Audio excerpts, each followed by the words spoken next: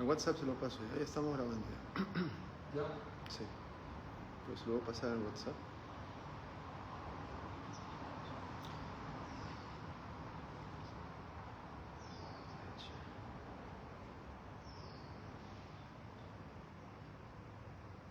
A ver, ¿le llegó el link? Todavía no. Tengo un número de usted, Ahora pero... sí. ¿Sí? Como vinta, ¿no? Sí, está como...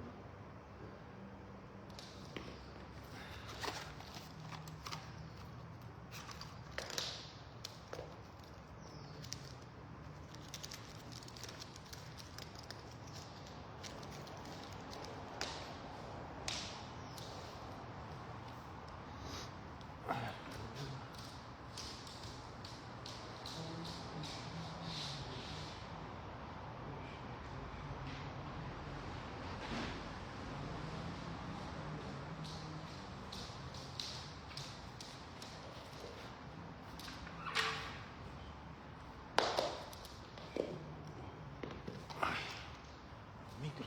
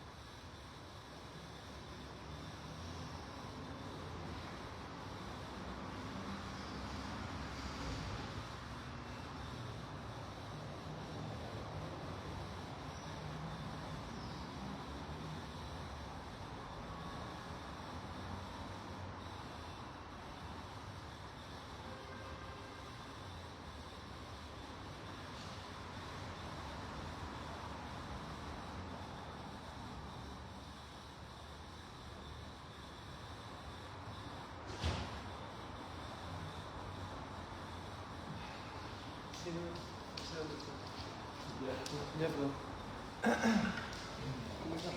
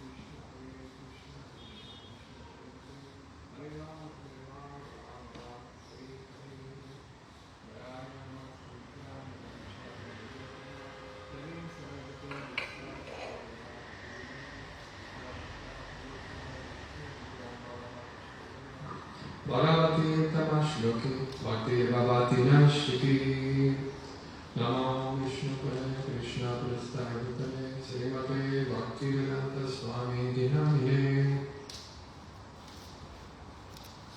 Hare Krishna. Entonces, bienvenidos a todos. Estamos en nuestro templo de Miraflores. Agradecemos a las autoridades, a los devotos que nos permiten poder estar aquí tratando de presentar el conocimiento trascendental. Entonces vamos a continuar con la secuencia de estudio del Srimad Bhagavatam. Estamos entonces leyendo hoy del canto 2, el capítulo 2 y el texto 16. Les voy a repetir, de repente ¿cómo se repetir? Sí. Manaswaburi Malaya Niyamya Manaswaburi Malaya Niyamya Kshetragya Itam Minayet Tam Atmani Kshetra Etam Minayet Tam Atmani Atmanan Atmani Avaradhyadiro Atmanan Atmani Avaradhyadiro Labdo Pashanti Nirameta Krityat Labdo Pashanti Nirameta Krityat. Podemos repetir. Manaswabudi Malaya Niyamya. Ese, ¿palabra por palabra o todo? Todo. Estoy entrando todavía. O de a poquito. O de a poquito. Sí. Palabra por palabra. Ya, palabra okay. por palabra. Entonces, Mana, la mente. Swabudhya, Sabudhya, mediante su propia inteligencia. mediante su propia inteligencia. Amalaya, puro. Niyamya, mediante la regulación. Kshetragye, a la entidad viviente. Etam, todos ellos. Ninayet, Funde. Tam, eso. Atmani, El ser. Atmanam, el ser. Atmani, en la superalma. Avaruddhya, estando atrapado. Dirá, el plenamente satisfecho. Labda upashanti, aquel que ha conseguido bienaventuranza plena. Virameta, deja de krityat, todas las demás actividades. Traducción y significado por su divina gracia Bhaktivedanta Swami Prabhupada. Ya es la Prabhupada. Después, el yogi debe fundir la mente en la entidad viviente mediante su inteligencia pura. Y luego fundir la entidad viviente en la superalma. Y al hacer eso, la entidad viviente plenamente satisfecha se sitúa en la etapa suprema de la satisfacción, para así dejar de hacer todas las demás actividades. Significa, las funciones de la mente son pensar, sentir y desear. Cuando la mente es materialista o está absorta en el contacto con lo material, actúa en aras del adelanto material del conocimiento, determinado de un modo destructivo en el descubrimiento de las armas nucleares. Pero cuando la mente actúa bajo la incitación espiritual, actúa maravillosamente para ir de vuelta al hogar, de vuelta a Dios, en aras de una vida de completa dicha y eternidad. En consecuencia, la mente tiene que ser manipulada mediante una inteligencia buena y pura. La inteligencia perfecta se manifiesta en el hecho de prestar servicio al Señor. Uno debe ser lo suficientemente inteligente como para entender que el ser viviente en todas las circunstancias es un sirviente de las circunstancias. Todo ser viviente está cumpliendo las órdenes del deseo, la ira, la lujuria, la ilusión, la locura y la envidia. afectadas todas por lo material. Pero incluso mientras ejecuta esas órdenes de diferentes temperamentos, es infeliz perpetuamente. Cuando uno siente esto de hecho y vuelve la inteligencia hacia el proceso de investigar el asunto con las fuentes idóneas, recibe información acerca del amoroso servicio trascendental del Señor. En vez de servir de un modo material para ser objeto de los diferentes humores del cuerpo que se mencionan antes, la inteligencia de la tierra viviente se libera entonces de la infeliz ilusión producto del temperamento materialista. Y así pues, mediante la inteligencia pura, la mente es puesta al servicio del Señor. El Señor y su servicio son idénticos, ya que ambos se encuentran en el plano absoluto. Por lo tanto, la inteligencia pura y la mente se funden en el Señor. Y de ese modo, la entidad viviente no sigue siendo vidente ella misma, sino que es vista por el Señor de un modo trascendental. Cuando el Señor ve a la entidad viviente directamente, le indica que actúe conforme a su deseo. Y cuando la entidad viviente lo sigue a él de una manera perfecta, deja de desempeñar cualquier otro deber que busque su satisfacción ilusoria. En su estado puro e inmaculado, la entidad viviente alcanza la etapa de plena bienaventuranza, Labdo Pashanti, y acaba con todos los anhelos materiales. Vamos a repetir el verso. Dice: después el yogi debe fundir la mente en la entidad viviente mediante su inteligencia pura, y luego fundir la entidad viviente en la superalma. Y al hacer eso, la entidad viviente plenamente satisfecha se sitúa en la etapa suprema de la satisfacción, para así dejar de hacer todas las demás actividades. Entonces, tenemos un verso muy interesante, una descripción de qué es lo que pasa con esa entidad viviente que logra absorberse plenamente en esa conciencia suprema, en la superalma del Supremo. Es interesante ver cómo Krishna nos describe en el Bhagavad Gita 6.47, ¿no? Nos habla de Yogina Napisarvasham, que de todos los yogis, aquel que fija su mente en mí y que constantemente se ocupa en mi servicio devocional, es el más elevado de todos. Es decir, lo que estamos apreciando es que cuando una persona empieza en el camino espiritual, entonces hay ciertas opciones, ¿no? Tenemos básicamente tres que se describen en el Bhagavad Gita como Karma Yoga, luego tenemos el Dhyana Yoga y el Bhakti Yoga. Entonces, naturalmente que estos procesos todos son fidedignos. Sin embargo, cuando uno sigue procesos que de una u otra manera no vinculan a la entidad viviente directamente con el Supremo, entonces hay ciertos matices que pueden hacer que alguien se desvíe o que tal vez el objetivo, la meta, se vuelva muy difícil de alcanzar, o tal vez no se defina claramente. Entonces tenemos, por ejemplo, en el Karma Yoga, normalmente nos ocupamos en actividades que están destinadas a vincularnos al Supremo, pero muchas veces en estas actividades, cuando no existe una experiencia superior, entonces hay la tendencia a caer en la gratificación sensorial.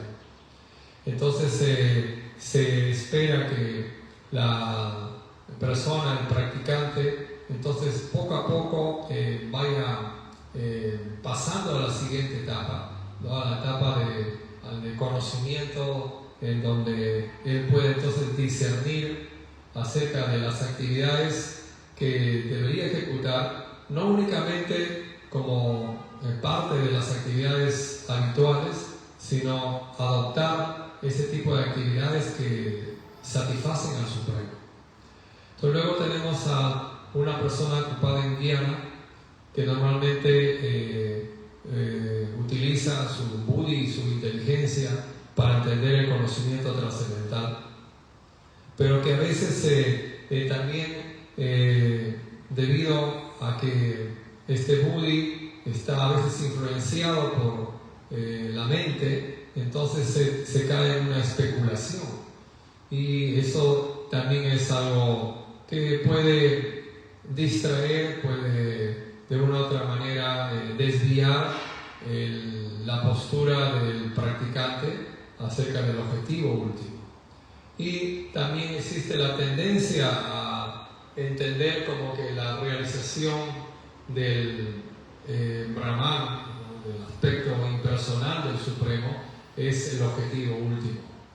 Entonces, estos procesos, si bien nos están acercando, no nos están permitiendo últimamente conectarnos con la verdad suprema en su expresión máxima.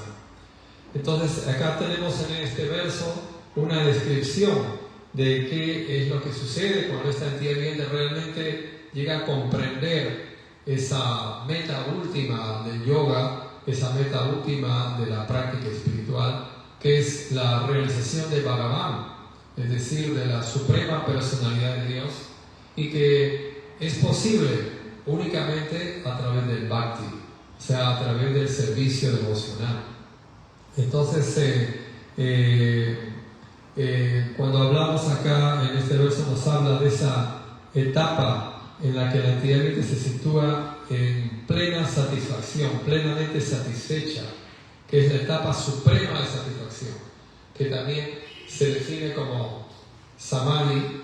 Entonces, podemos ver, a veces es entendido por los yogis como que samadhi es una etapa de absorción plena en el aspecto impersonal, como que en esta etapa la entidad viviente pierde su identidad personal y se funde con el Brahman, se vuelve uno con el Brahman. Sin embargo, Srila Prabhupada en el significado nos está aclarando que este fundirse con el Supremo no es el que estamos aniquilando nuestra identidad personal, sino Srila Prabhupada nos describe muy bien cómo esto significa que uno ha podido purificar plenamente su mente, su inteligencia, y esa mente e inteligencia pura entonces se funde en el Supremo, en el sentido de que no más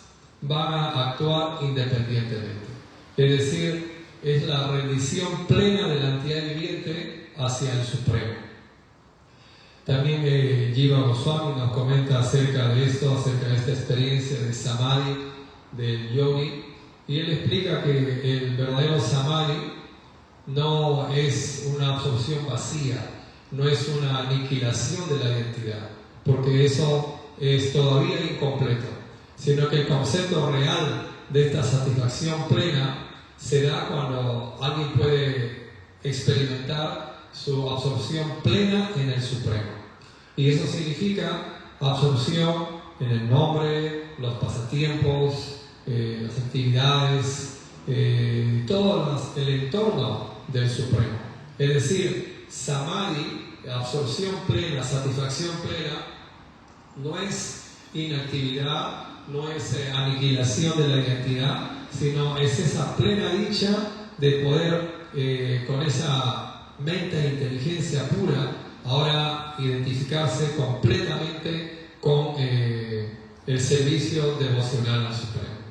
Entonces, Srila Prabhupada nos da una frase muy interesante en el significado y nos dice: todo ser viviente está cumpliendo las órdenes del deseo, la ira, la lujuria, la ilusión.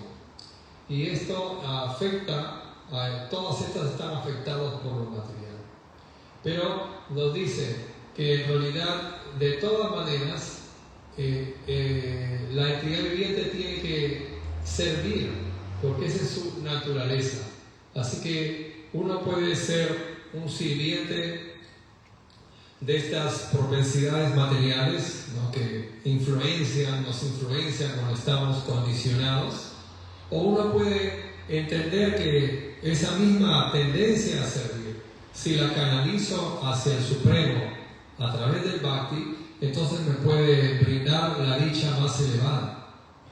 Entonces acá recordamos a Krishna cuando nos dice que en realidad este proceso del Bhakti es el proceso de rendición plena, ¿no? Él nos dice Sarva Dharma Parityaya, ¿no?, que abandona todo tipo de religión, abandona todo tipo de actividad, simplemente ríndete a mí.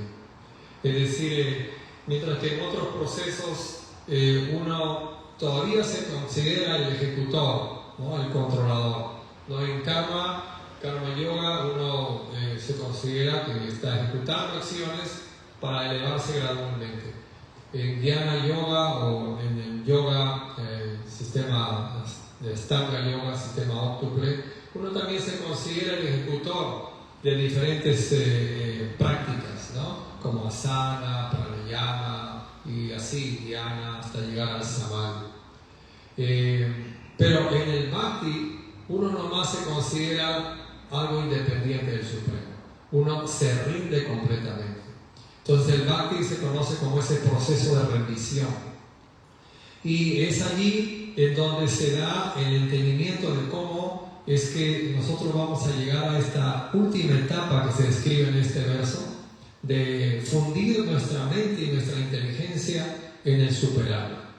Porque, como sabemos, el Señor Chaitanya nos describe en Chaitanya Charitamrita, Madhya Lila, Él nos habla acerca de este proceso de Saranagati, de estos 6 pasos por el cual el devoto, el practicante sincero, entonces llega a completamente rendirse al Supremo y alcanzar esta etapa dichosa, esta etapa de ese samadhi trascendental, es decir, de estar completamente absorto en el Señor. Y eso, como se describe, empieza con aceptar las cosas que son favorables, ¿no?, para nuestro servicio emocional, anukulyena, luego sigue rechazar las cosas desfavorables. Entonces estos dos primeros pasos se refieren a nuestro cuerpo y mente, es decir, cómo vamos a nosotros aceptar y rechazar, que últimamente entendemos que son funciones de la mente, pero lo vamos a hacer ya para nuestro avance espiritual. Estamos haciéndolo para rendirnos al Supremo, ¿no? Estamos en un proceso del bhakti, de rendición. Entonces luego viene la siguiente etapa, que es la etapa de buddhi, la inteligencia. En esta etapa nosotros entendemos que en realidad el Supremo es el protector. Él es el que está protegiéndonos en todas circunstancias. No existe otra cosa que nos proteja. No nos protege nuestra inteligencia, nuestro dinero, nuestra fama, nuestra fuerza, nuestra belleza. No, nada de eso tiene que ver con la real protección, porque todo eso atañe a una identificación ilusoria. Realmente el protector último, el protector siempre es el Supremo, ¿no? Y luego también el otro aspecto de buddhi es el entendimiento que el Señor es el que me mantiene. El Señor siempre está otorgando todo lo que las entidades vivientes necesitamos, ¿no? Él siempre es nuestro mantenedor en todas circunstancias. Entonces, de esta manera, uno, mediante su inteligencia, entonces llega al punto de entender que no tengo de qué preocuparme más. Ya no hay más preocupación, ya no hay más ansiedad, porque ya no hay más temor, porque qué me puede pasar, que me enfermo, no me enfermo, el frío, el calor, etcétera, las dualidades. Y tampoco hay el temor de que si algo me falta, ¿qué tal si no voy a tener para mantenerme, etcétera, etcétera? Ya no, porque uno entiende por su inteligencia que últimamente es el Supremo el que nos provee todo. es Él el que de una u otra manera maneja toda esta ley del karma, por la cual nosotros vamos a obtener lo que nos corresponde, sin hacer ni un esfuerzo separado, ¿no? Como Krishna explica en el Bhagavad Gita, tanto los momentos de felicidad, placer, como también las circunstancias de sufrimiento, de problemas, todos van a venir de todas maneras van a llegar. No tenemos que pensar que si yo me esfuerzo por no tener momentos desagradables, estos van a dejar de existir. De todas maneras se van a presentar, son partes de nuestro pasado, parte de nuestro karma que tenemos que afrontar. Entonces, el devoto, el practicante de Bhakti, que está entendiendo este proceso de rendición, entonces entiende por su inteligencia que no debo desperdiciar mi energía en estar preocupándose por esas cosas, ¿no? De qué puede pasar, quién me va a mantener, quién me va a proteger. Entonces, él se rinde ahora, ya no solamente en cuerpo y en mente, sino también en inteligencia. Y luego están los últimos dos pasos que tienen que ver con nuestro ego.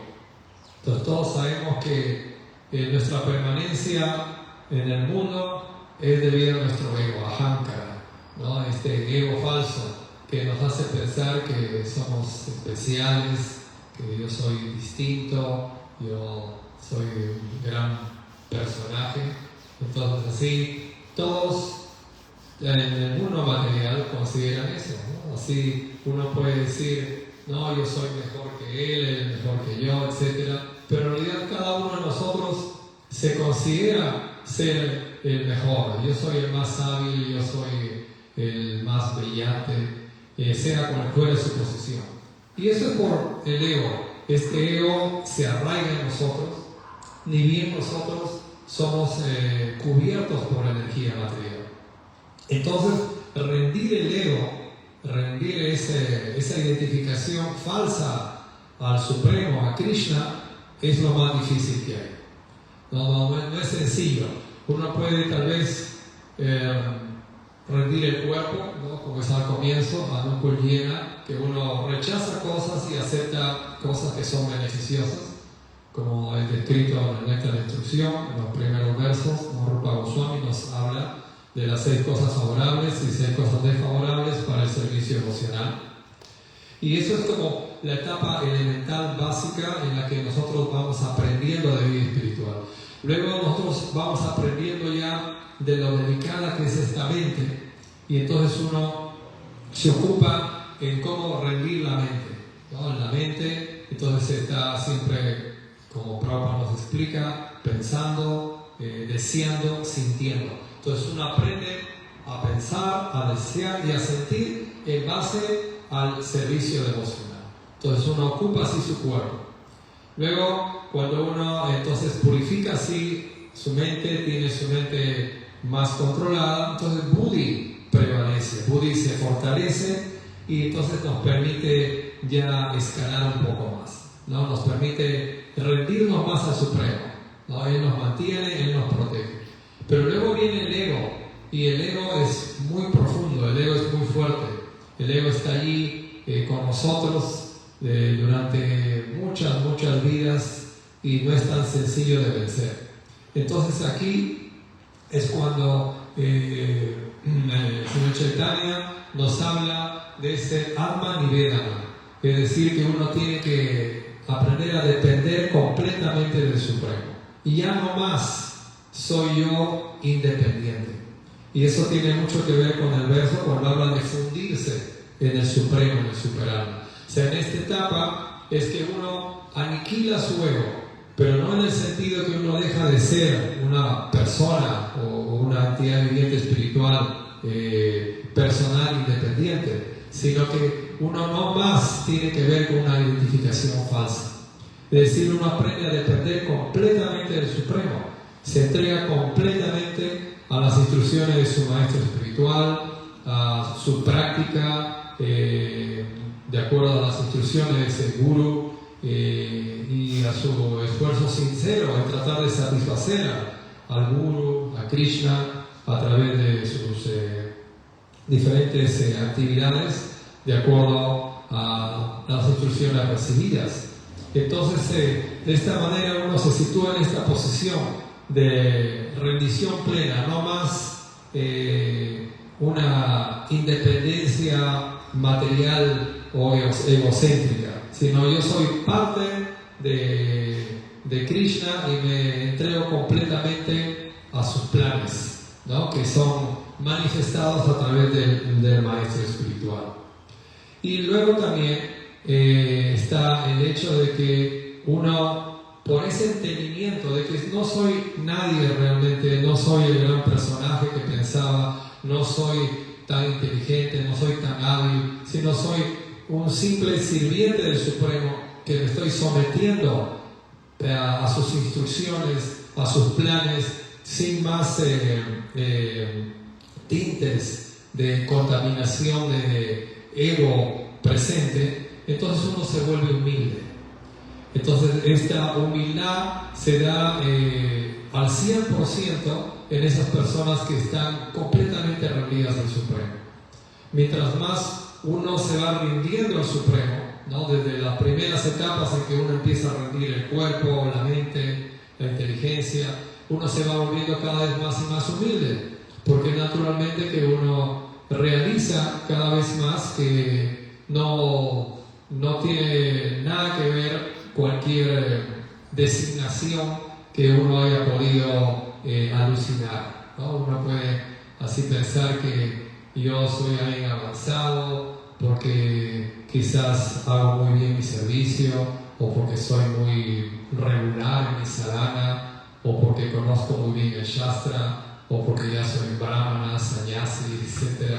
Pero en realidad eso no tiene nada que ver con esa manifestación real de avance que se da en esa humildad franca, esa humildad natural de ese devoto, de ese practicante que llega a esta etapa de rendición plena, ¿no? Atman y Vedana.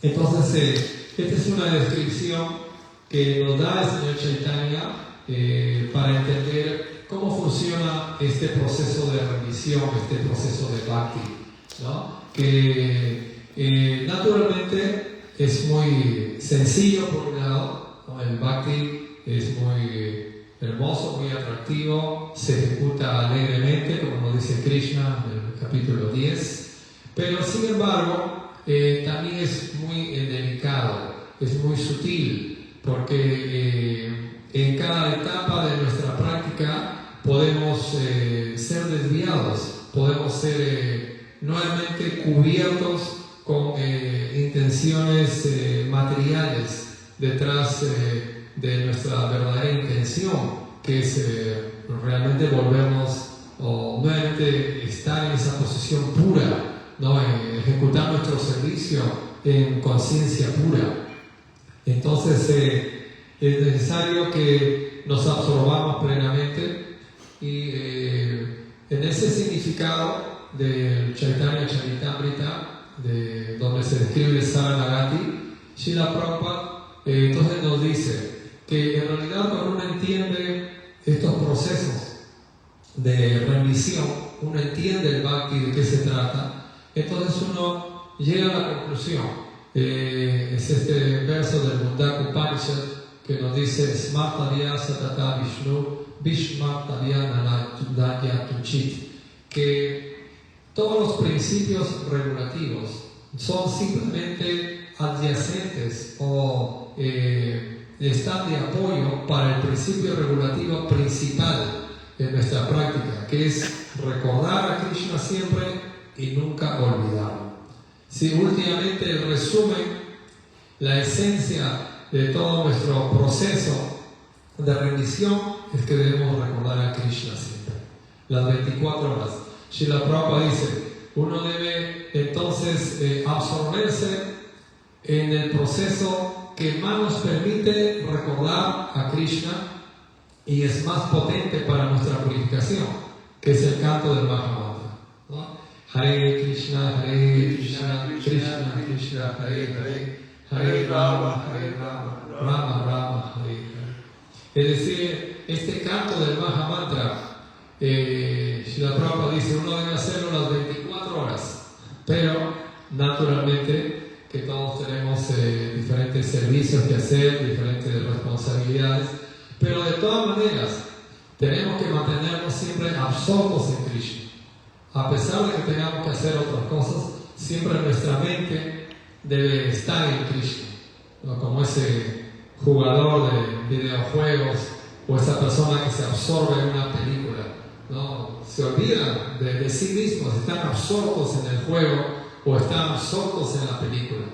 Entonces así también nosotros tenemos que estar absortos en Krishna a través de nuestro día, de nuestras actividades y recordar por supuesto que nuestro canto del Maha Mantra es esencial. Srila Prabhupada dice en ese significado que lo mínimo que se recomienda para que una persona pueda recordar a Krishna es cantar 16 ropas.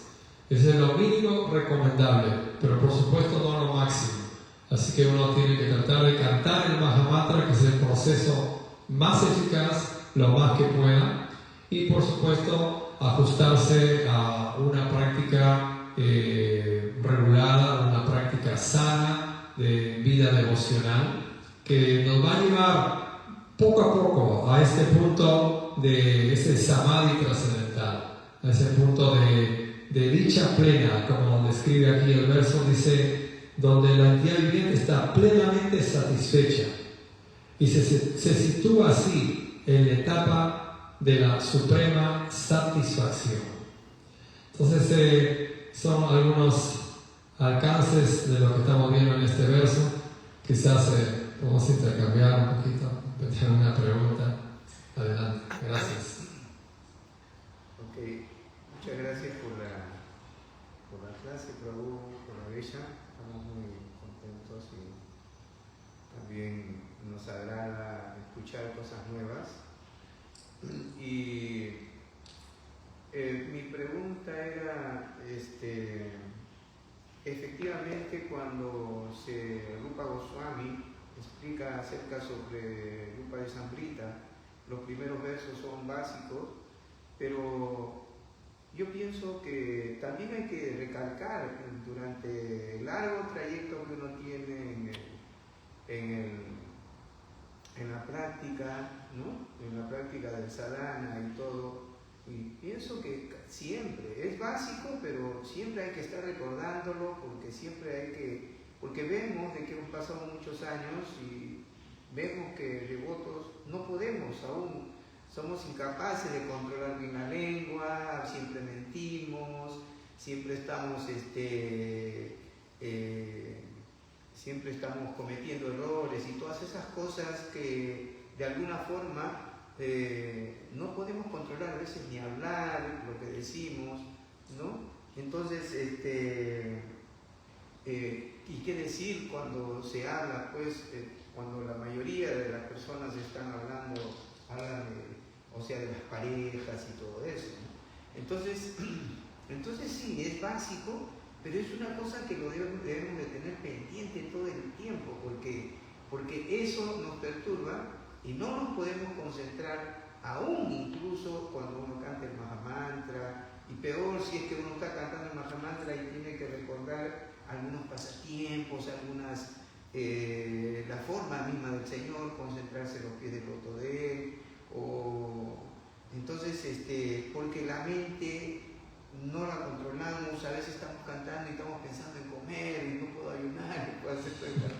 Entonces sí es básico, pero yo pienso de que es una cosa que tiene que estar pendiente en la mente del devoto, que son cosas tan necesarias que si no puedo avanzar a la siguiente etapa, si es que eso no se consolida en nuestra persona, ¿no? Y entonces, y poder dar un paso, ¿no? Porque que es lo más importante, ¿no? Entonces eso, yo quisiera que usted nos dé algunos consejos respecto a eso. Muy bien. Muy bien, gracias, Prabhu. Realmente lo que nos está diciendo es una realidad, ¿no? O sea, el dicho dice, del dicho del lecho al dicho hay mucho trecho. Así que sí, el Bhakti es el proceso que nos va a dar la meta más elevada de la vida.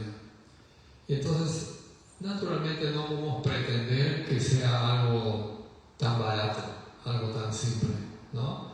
Naturalmente, Srila Prabhupada nos dice, canta Hare Krishna, sé feliz, ¿no? Pero una vez que uno canta Hare Krishna, entonces uno purifica su mente y su inteligencia, y entonces Krishna nos revela más conocimiento y nos hace ver que en realidad tengo que hacer mucho más, tengo que poner mucho más de nuestra parte. Y por eso es que la práctica del sadhana es tan fundamental, porque es algo que nos da fuerza, ¿no? Srila Prabhupada menciona el Bhagavatam en varios significados, pero hay un significado especial en el tercer canto con el señor Kapila. Srila Prabhupada habla acerca de esta fuerza del sadhana. Él dice, yo he instruido a los miembros de nuestro movimiento que se levanten temprano para que puedan hacer todo un programa matutino, Srila Prabhupada indica, ¿no? De su participación en Mongol-Arti, su canto de sus 16 rondas, su participación en la clase de Bhagavatam, de tal manera de que esto cause un impacto tal en la conciencia del practicante que durante el día él tenga la fuerza necesaria para evitar ceder a los caprichos de la mente.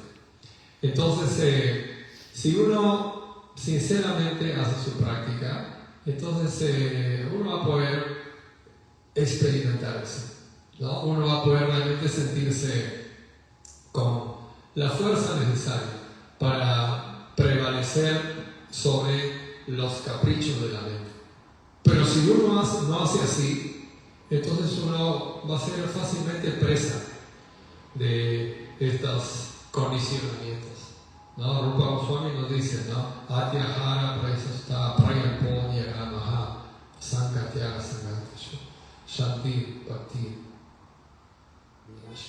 vinasyati, ¿no? Que estos procesos de acumular más lo necesario, comer más de lo necesario, hablar cosas que no tienen que ver con la conciencia de Krishna, el asociarse con personas indebidas, el volverse muy ambicioso por logros mundanos, y el no seguir las reglas con sinceridad, simplemente seguirlas porque tengo que hacerlas, o porque me están viendo, o porque es parte de una cuestión ritual de mi vida. Entonces, si uno está incurriendo en ese tipo de mentalidad, entonces naturalmente uno está debilitándose, ¿no? Uno está debilitándose.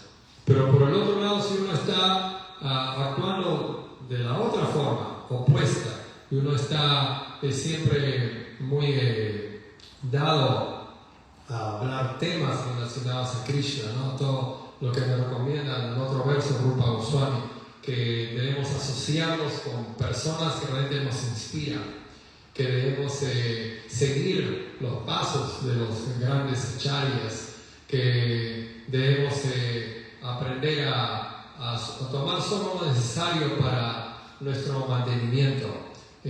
Todos estos consejos son muy importantes para que tratemos de llevarlos a la práctica, ¿no? Porque si no pasa el tiempo y después no vemos que nos estemos desapegando, y eso es triste, ¿no? Porque uno puede decir, ya tengo 20, 30, 40 años y sigo igual de apegado a todo lo que me puede satisfacer mis sentidos. No estoy realmente absorbiéndome más en el Mahamantra o absorbiéndome más en mis realizaciones de Krishna, de mi entendimiento. Entonces significa que debemos observar todo nuestro proceso desde que nos levantamos hasta que nos acostamos y ver dónde por ahí de repente estamos cediendo a la mente contaminada y corregir eso, ¿no? Tenemos, gracias a los grandes acharyas, a Srila Prabhupada, nuestro maestro espiritual, tenemos varias herramientas como para poder apreciar dónde hay mayor incidencia de distracción. Y tenemos que ponerlo de nuestra parte, ¿no? Quizás es en la asociación, tenemos que corregir eso, quizás es en lo que hablamos, quizás en lo que tomamos, de repente es demasiado, mucho para allá, mucha purificación es peligrosa, porque eso puede volvernos muy pesados. Entonces, así uno debe observar sinceramente, o debe pedir ayuda a una persona que lo inspire. Entonces, pedir ayuda a una persona que lo conozca y que lo estime de tal manera de cómo entonces también nos puede aconsejar para mejorar nuestro proceso. ¿Está bien, Prabhu?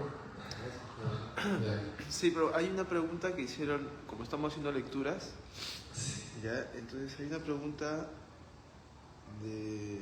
Sí, que esto fue el día miércoles. El día es viernes, ¿no? Miércoles. Dice, Hare Krishna, la devoción y la comprensión de la verdad absoluta Krishna debe estar alejada de las actividades fruitivas. Los apegos y el servicio a Krishna, ¿cómo deberían ser enfocados para alcanzar paz y felicidad verdadera en una etapa de principiante? Está muy buena la pregunta, muy buena, porque en realidad cuando hablamos de actividad fruitiva, significa que nosotros nos estamos identificando como los hacedores y los disfrutadores del fruto, ¿no? Ese es el concepto de una actividad fruitiva. Pero Krishna nos explica en el capítulo 3, Karma Yoga, cómo podemos hacer que una actividad fruitiva se espiritualice. Krishna dice, dice que los devotos del Señor se liberan de todo tipo de pecado, porque ellos toman alimento que primero es ofrecido a Él en sacrificio.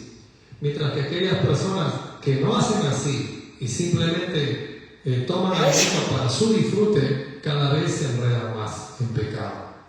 Es decir, nosotros tenemos que aprender a espiritualizar nuestras acciones, aprender a ofrecer nuestro trabajo, ¿no? Ofrecemos nuestro trabajo, ofrecemos nuestros pensamientos, ofrecemos nuestras oraciones, ofrecemos nuestro alimento, ofrecemos todo, ofrecemos nuestro descanso, ofrecemos el ejercicio, la recreación que tengamos que hacer, de tal manera de que eso se vuelve una ofrenda. O sea, esto se va convirtiendo en este karma yoga. Entonces, poco a poco, gradualmente, esto va manifestándose como una devoción espontánea, ¿no? Al principio tal vez sea como una ofrenda autoimpuesta, ¿no? Uno se impone, yo debo ofrecer primero estos alimentos para que sean prasad. Pero gradualmente eso va cambiando y se vuelve un acto puro, es decir, un acto de real, sincero de querer ofrecerle al Señor, ¿no? No solamente el alimento, sino cualquier actividad. Puede ser el trabajo, puede ser el estudio, lo que uno sea. Uno puede ser un artista, un deportista, y uno debe ofrecer esa actividad para el Señor, sabiendo bien, Krishna nos dice en el Bhagavad Gita, que uno tiene derecho a ejecutar su deber prescrito, pero uno no debe considerarse el hacedor ni el disfrutador del fruto del vacío. Entonces uno actúa como Arjuna. Krishna dijo, lucha por luchar, sin tomar en cuenta la pérdida, la derrota, la victoria, la ganancia, la felicidad, la aflicción. Y así siempre serás trascendental. Entonces tenemos que aprender a espiritualizar nuestras actividades. Luego la segunda parte era, perdón. Sí, dice, los apegos y el servicio a Krishna, ¿cómo deberían ser enfocados para alcanzar paz y felicidad verdadera en una etapa de principiante? Muy bien. Entonces, el servicio devocional tiene diferentes etapas. La primera etapa es una etapa donde nosotros estamos llenos de apegos, de anartas. Es una etapa donde nosotros tenemos que ir puliendo eso. Pero tenemos que seguir un proceso, ¿no? Hay 9 etapas en las prácticas que son Sharada primero, uno desarrolla confianza en el proceso, fe, luego uno sadhu sangha, uno se asocia con personas que lo inspiran, que lo motivan a avanzar más espiritualmente, a desapegarse de las cosas materiales. Luego viene, vaya una cría, uno acepta a un guía, un maestro espiritual, uno sigue instrucciones más personalizadas para purificarse. Y luego viene Anartha Nivriti, que es la etapa donde uno se libera de todos estos apegos, de todos estos supalis, estas malas influencias de nuestra mente. Pero para llegar a esta etapa de Anartha Nivriti no es tan sencillo. O sea, no es como que ya yo conozco la filosofía, ya me inicié, ya estoy en Anartha Nivriti. No. Este es un proceso que requiere de bastante trabajo personal.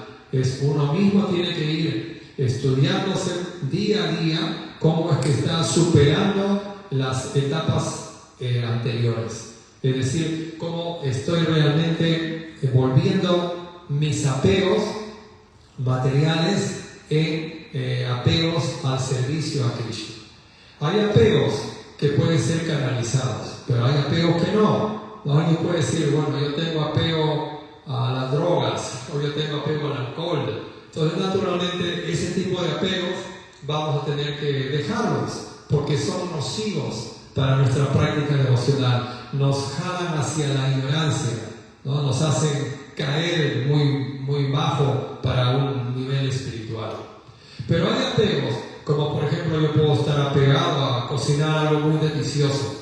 Entonces es un apego que puede ser canalizado, porque ahora yo puedo volverme apegado a cocinar algo delicioso, pero para Krishna. Ya no para mi estómago, ya no para mi lengua, sino entendiendo que lo estoy haciendo para satisfacer al Señor. Entonces al principio uno puede decir, bueno, entonces voy a preparar lo que yo quiero y se lo ofrezco a Krishna. Si a mí me gusta la pizza, entonces en alguna etapa preliminar, un principiante, uno ofrece pizza a Krishna. Pero lo hace porque a uno le gusta la pizza. Pero, bueno, estoy aprendiendo que si uno se apega de esa manera a Krishna, estoy avanzando. Eso está bien para empezar. Pero poco a poco después entendemos que Krishna es una persona suprema. Entonces entendemos que, ¿por qué no mejor ofrecerle a Krishna lo que Él quiere? Entonces ahí estamos como avanzando un poquito más. Entonces nuestros apegos se van espiritualizando y se van volviendo completamente servicio devocional. Entonces no hay que apurarnos, no hay que ir artificialmente a la última etapa de Atma Nivedana en que uno rinde completamente su ego al Supremo, porque eso no es posible así. Eso es tal vez contraproducente, porque puede ser que tengamos un resbalón muy estrepitoso o una caída muy fuerte que nos puede confundir. Lo mejor es ir gradualmente entendiendo como cada acción voy a ir poco a poco canalizando el servicio devocional. No sé, a mí me gusta hacer deporte, de repente a mí me gusta hacer deporte y ahora lo voy a ofrecer a Krishna. Así que yo voy 2-3 horas al día al gimnasio y lo voy a ofrecer a Krishna. Pero luego, con la misma práctica del canto del Maha Mantra, él va a ir purificando su inteligencia. Y Krishna le va a ir dando conocimiento, le va a revelar conocimiento. Entonces va a entender, ¿cómo voy a perder 3 horas en un gimnasio? Suficiente con 1 hora. Y estoy sano, tengo un cuerpo en forma para servir a Krishna. Y las otras 2 horas puedo cantar más el Maha Mantra, puedo completar mis 16 rondas, puedo hacer más servicio. Y quizás después disminuya esto. Y quizás después ya vea si es necesario o no. Naturalmente, siempre teniendo en cuenta que tenemos que tener un vehículo apropiado para servir al Señor, mientras que el Señor lo permita. Últimamente el Señor es el que está moviendo los hilos detrás de todo. Entonces es así, es un proceso gradual y no hay que apurarse, no es artificial, pero va a venir naturalmente a medida que nos involucremos en ese canto de la yapa que Srila Prabhupada nos dice que es el secreto de los secretos. Tenemos que aprender a hacer nuestro programa matutino, temprano, concentrarnos en el Maha Mantra y vamos a ver los resultados. La fuerza viene naturalmente. Gracias.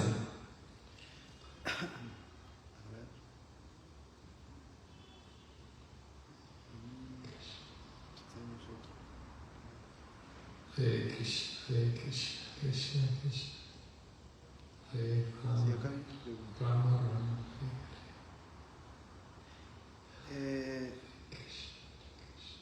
Bueno, sí, acá hay una pregunta que quedó pendiente. Dice. Krishna Ah, no, Krishna. pero este me pasó. Ya, sí, eso ¿Está es bien? todo, sí. Ya, ok. Sí, justo. Bueno, muy bien, muchas gracias. Gracias, Prabhupada. Hare Krishna. Muchas gracias a todos. Ya. Haribo, Haribo. Prabhupada, que ya. Ya.